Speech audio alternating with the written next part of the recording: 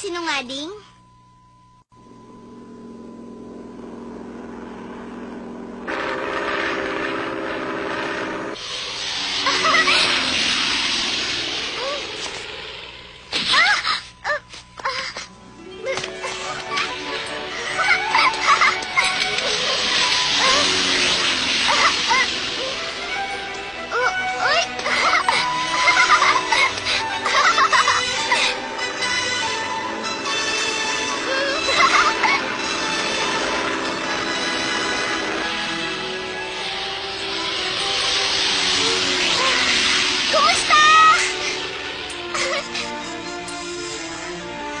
Sana, nakakalipad din ako sa langit tulad nun.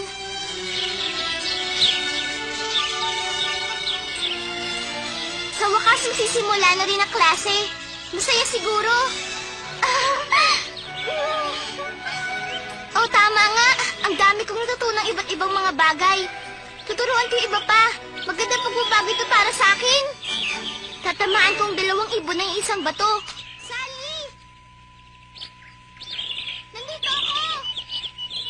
Nandito ako sa taas, Sally! Judy! Halika! Bakit hindi ka umakyat din dito? Ang sarap dito sa taas! Ayoko nga! Bilisan mo, bumaba ka na dyan! Dito sa taas, pakiramdam ko, nasa langit ako. Alam mo, delikado ang ginagawa mo! Bumaba ka na! Sally! Ano ba ang ginagawa mo?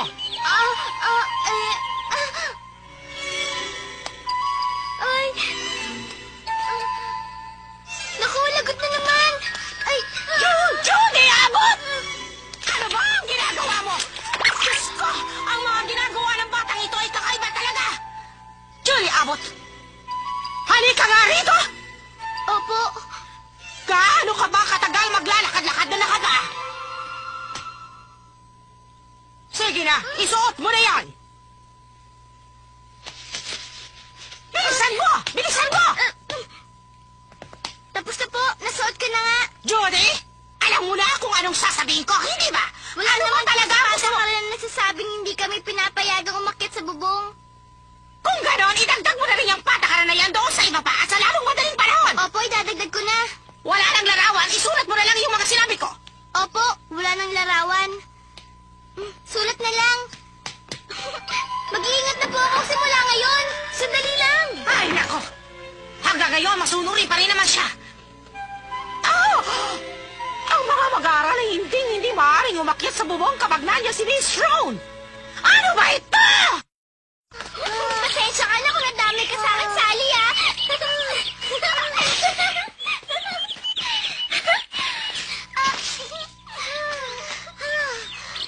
Ang bilis mo pala tumakbo, Judy. Kapag meron akong tinatakbuhan, Sally. Pero mas maganda siguro kung hindi mo sinusuway si Miss Jones palagi. Hindi ko naman siya sinusuway.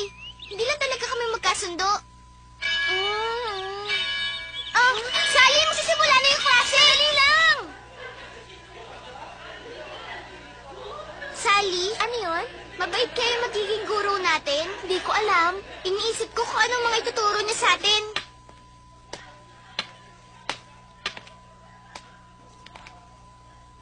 Ayan na.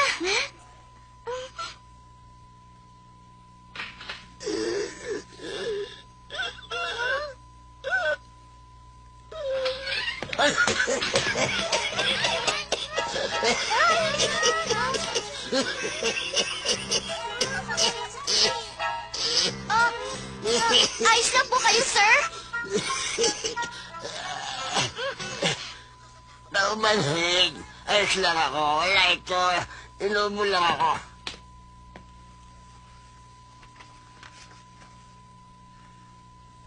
Ano naman kaya ang susulat niya? Ano kaya yun?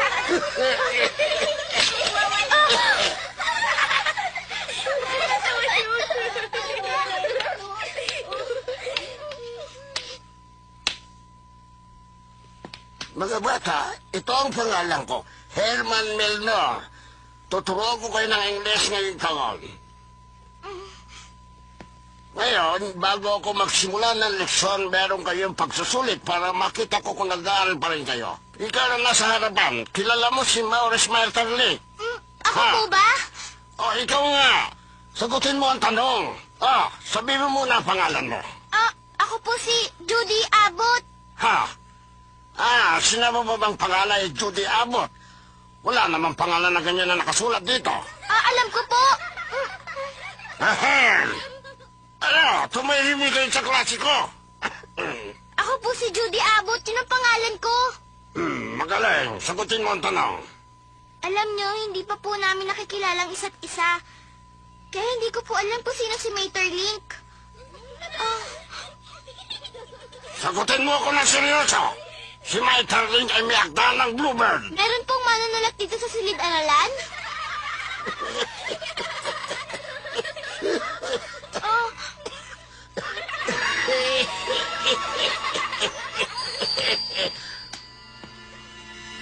Bakit ka napapatala sa klase ko? Niloloko mo ba ako, ha? Sumagot ka. Hindi naman po. Sa palagay ko, hindi mo alam ang Bluebird. Tama ba? Opo. Tama na, walang kwenta sinasabi mo. Lumabas ka doon sa pasilyo. Sa pasilyo? Ano pong gagawin ninyo? Anong gagawin ko? Kapag inisulto mo pa ako, mas mabuti pa siguro hintayin mo na lang pagkatapos ng staff meeting. Sa madaling salita, tanggal ka na.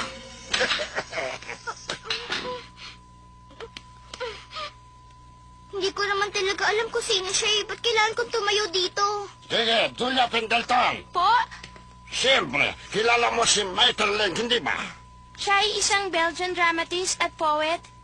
Ang Bluebird ay simbolo ng kasayahan at sa palagay ko isang kwento yun na madaling maintindihan.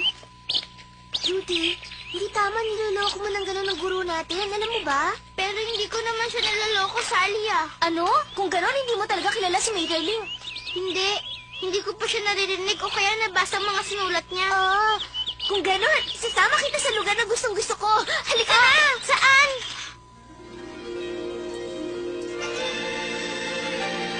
Wow! Puro librong nandito. At meron ding lalagyan ng libro dito, dito, at dito. Anong gagawin ko?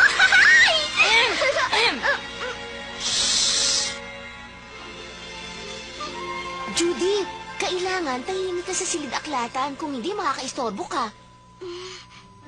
Alam mo, Sally, ngayon alam ko na kung anong nararamdaman ng pirata kapag nakakita ng maraming kayamanan. Pwede kong basahin lahat ng librong ito, hindi ba? Tulungan mo ako, Sally. Ha? Gawin mo ito! Ito pang isa! Ito pa! Ito pa! Ito rin! Ito pa! Ito pa! Ay! Sigurado ka bang babasahin ng lahat ito, Judy? Oo naman. Pasensya ka na, pakihawakan na lang. Dadagdagan mo pa rin ito? Kailangan makahanap ako ng sinulat ni Maeterlinck. Pasensya na. Hindi, sir. Bawal ang magingay dito sa lugar na ito. Pasensya na po.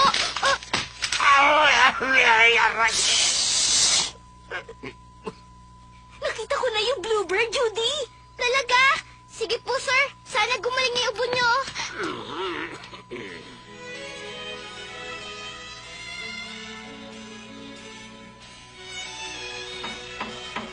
Pasok. Nagbabasa ka pa rin ba? Ang ganda pala nito. Ngayon, binabasa ko naman yung kwento na may pamagat na Little Woman. Ito yun, alam mo ba? Ano? Natapos mo na ba yung The Bluebirds? Oo naman, kanina pa. Wow! Gusto ko nga pumasok sa klase natin sa English eh. Tama, ang pinaka-importanting bagay kapag pinag-aralan mo ang tungkol sa English, hindi mo dapat kabisaduhin ang grammar. Dapat lang. Alam mo kung paano may pahayag ang sarili mo. Yahoo! Kababasa ko ang isang libro niya. Hindi ba kilala niyong lahat ang manunulat na si Walco?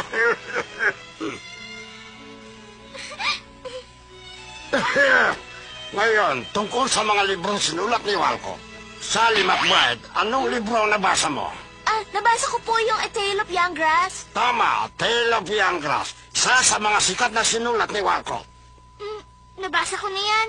Nobela ito tungkol sa pamilya, kung saan hinango ni Walcott sa kanyang sariling karanasan. At ito ay nakatutuwa at kapanipaniwalang istorya tungkol sa 4 na magkakapatid. O sige, sa palagay ko, pasusulatin ko rin kayo na nakatutuwa at kapanipaniwalang istorya. Sumulat kayo ng istorya tungkol sa pamilya ninyo at ibigay niyo sa akin sa susunod nating pagkikita. Hindi kayo dapat mag-alala. Dahil ito ay napakadaling salaysay ng inyong isusulat. Maliwanag ba ang sinabi ko sa inyo? Huwag niyong kalilimutan. At yan ang inyong assignment. Tungkol sa pamilya ko, anong gagawin ko? Madaling isulat yung storyang yun, yung tungkol sa ating pamilya. Dahil maraming bagay ako may susulat tungkol sa aking pamilya. Iniisip ko nga kung isusulat ko pa yung tungkol sa pabrika o yung tungkol sa libangan ng aking ina, yung paranahi. Sa tingin ko, isusulat ko yung araw na nagpunta kami dun sa bahay bakasyonan namin. Nakahuli yung papa ko ng malaking isda at tinuruan niya rin akong mamingwit. Pinaluto namin sa kusinera yung isda at ang sarap talaga nun. Eh, ikaw naman, Judy. Ano naman ang isusulat mo? Ikwento mo nga sa amin. Sige na, huwag ka mahiya. Ha? Naalala ko, sinabi mo nakatira ka sa isang malaking mansyon, hindi ba? Oo, tama. Pero isusulat mo yung tungkol sa tiyo mo na lagi mong kinukwento sa amin, di ba? Oo, tama ka rin dyan. Gusto kong marinig ang tungkol sa kanya. Pwede ba, Judy? Pwede.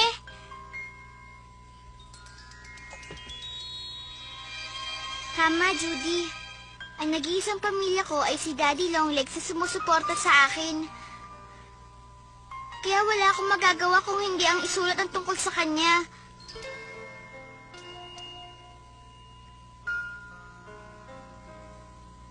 Pero, Daddy Longlegs, alam ko naman pong wala akong makukuha sa inyo kahit anong sagot. Pero sir, sana po sumagot kayo kahit isa lang. Ano po bang itsura niyo, sir? Nabubuhay po ako araw-araw na walang alam tungkol sa inyo. Bata pa po ba kayo o matanda na po? At isa pa, kalbo na po ba kayo? O nakakalbo pa lamang? Ano po bang trabaho ninyo o nagretiro na po kayo? Sige na po, kahit yan lang po, pwede na. Sabihin niyo naman po ang tungkol sa inyo. Napaka-importante po ito sa akin.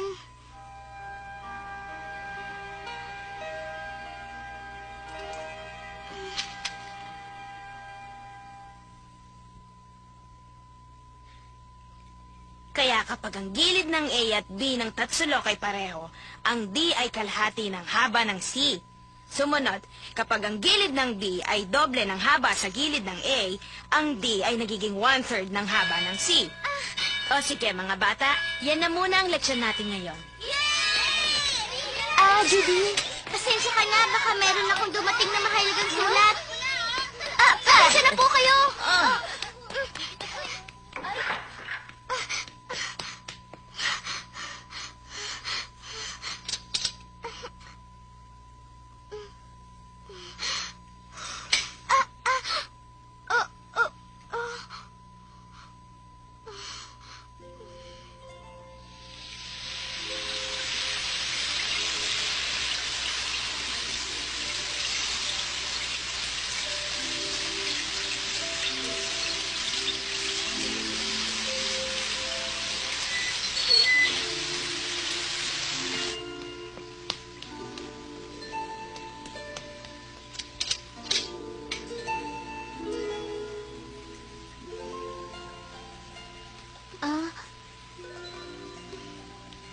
Anong problema, Judy? Wala namang problema? Yung mahalagang sulat na sinabi mo sa akin kanina, hindi ba yung dumating ngayon? Hindi, pero hindi naman yun mahalaga. Baliwala yun. Talaga? Teka, nasulat mo na ba yung kwento mo? Hindi pa. Mamayang gabi ko na lang gagawin yun. Sumulat si Julia ng isang napakagandang komposisyon. Mukhang nakakatuwa talaga ang kanyang daddy. Sana marinig mo tungkol sa ginawa niya nung nakahuli sila ng malaking isda, nung nagbakasyon sila. Ang mga magulang ko ay namatay nung bata pa ako. Yun yata yung unang gabi na bumagsak ang nyebe sa New York noong taglamig. Sa kasamaang palad, hindi ko na matandaan ang araw na yun. Kaya hindi ko alam kung yung pagmamahal sa akin ng mga magulang ko ay malaki gaya ng iba o hindi.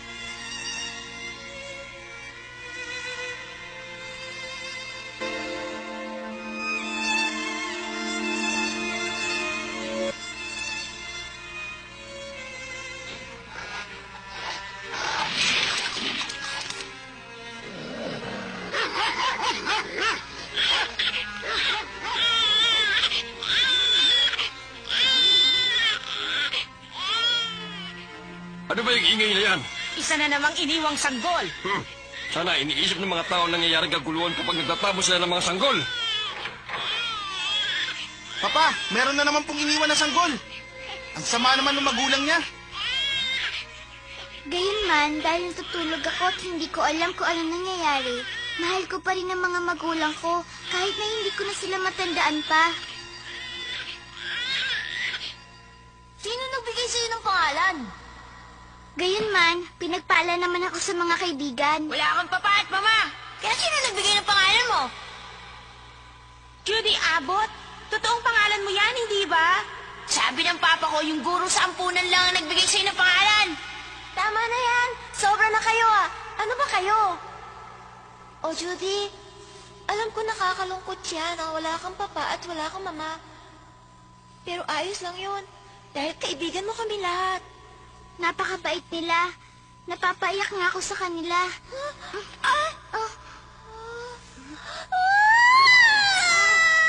Bakit mo yung ginawa?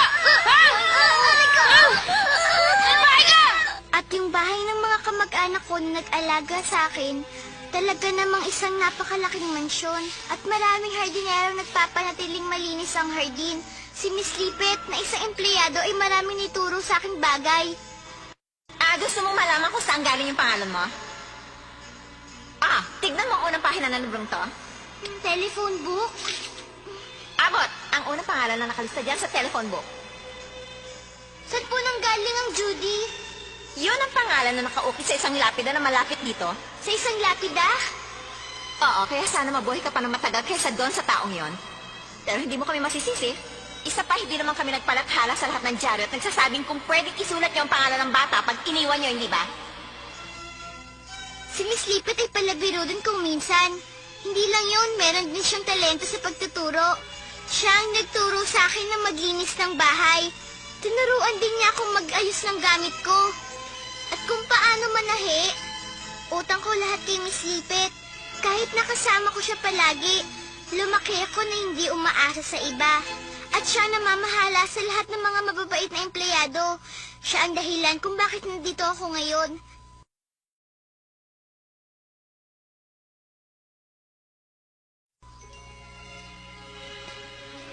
Oo, Judy. Yan ang totoo.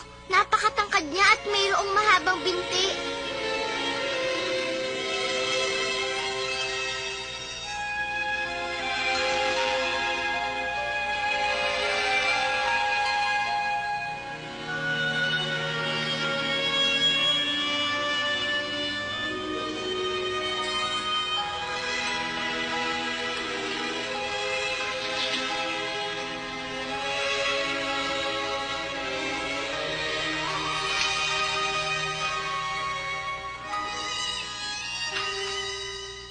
Gayunman, hindi siya nagagalit tungkol dito.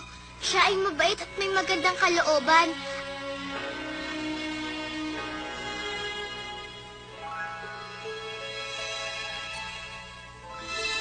Oo, Judy. Yan talaga ang katotohanan.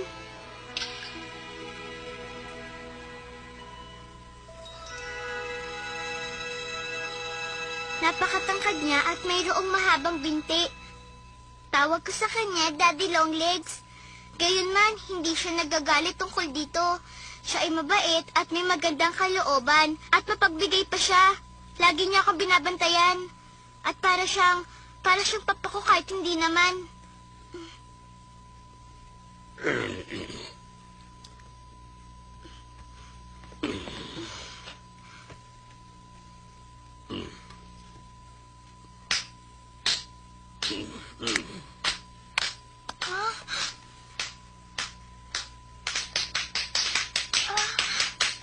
Nakakatuwa naman.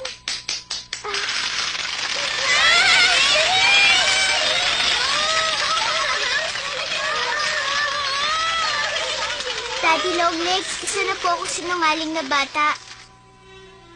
Pero wala naman po akong magagawa. Natatakot po ako na malaman ng mga bata na isa lang pala akong mahirap na lumaki sa isang ampunan. Siguro iniisip nyo na mali ang ginawa ko, pero para po sa akin, importante po ito. Isang kahilingan na lang po ang hihingin ko sa inyo. Sana po isagutin niyo itong sulat. Kung galit po kayo sa akin, pagalitan niyo po ako. Mula kay Judy Abbott, ang sinungaling.